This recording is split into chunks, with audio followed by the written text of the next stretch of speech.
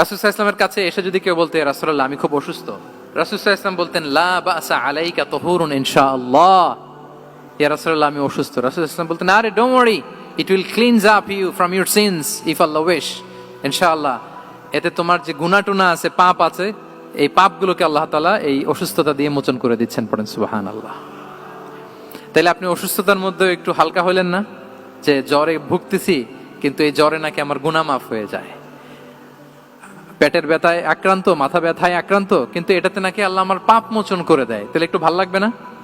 তাহলে দেখেন, একটা কঠিন পরিবেশকে রাসূল সাল্লাল্লাহু আলাইহি ওয়াসাল্লাম সহজ করতেন। অসুস্থ শুনলেই লা বাস তুহুরুন ইনশাআল্লাহ, আর কিছু হবে না, আল্লাহ তোমার গুনাহ মাফ করে দিচ্ছে। অসুস্থ ব্যক্তি দেখলেই মাথায় হাত দিয়ে দোয়া করতেন, আল্লাহুম্মা রাব্বান নাস আযহিবিল বাস ইশফি আনতাশ শাফি লা শিফাআ ইল্লা শিফাউক শিফাআন লা ইউগাদিরু সাকামা। উজ্জীবিত হয়ে যেত অসুস্থ ব্যক্তি। আমরা কি করি?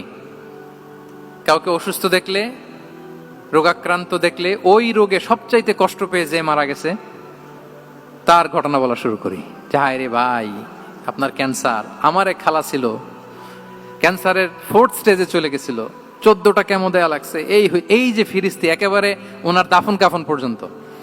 এখন বলেন, ওই লোক যাও সুস্থ ছিল, এখন আর সুস্থ থাকবে? কথা বলেন, থাকবে? একটা দিব্যি সুস্থ মানুষকে যদি আপনি বলেন, ভাই আপনাকে দেখতে কেমন যেন একটু রোগা রোগা লাগতেছে, অসুস্থ নাকি? এরপরে প্ল্যান করে ধরেন আপনি বললেন, উনি আবার ওদিকে যাওয়ার পরে আরেকজনকে প্ল্যান করে বলতে বললেন, বললো ভাই ব্যাপার কি, চেহারাটা কেমন শুকনা শুকনা। এরকম 5 জন বলার পরে ওই বিকেলে কাঁথা গায়ে দিয়ে শুয়ে ফেলবে বিছানায়। তো আপনি অসুস্থ এমনি বানাই ফেলছেন।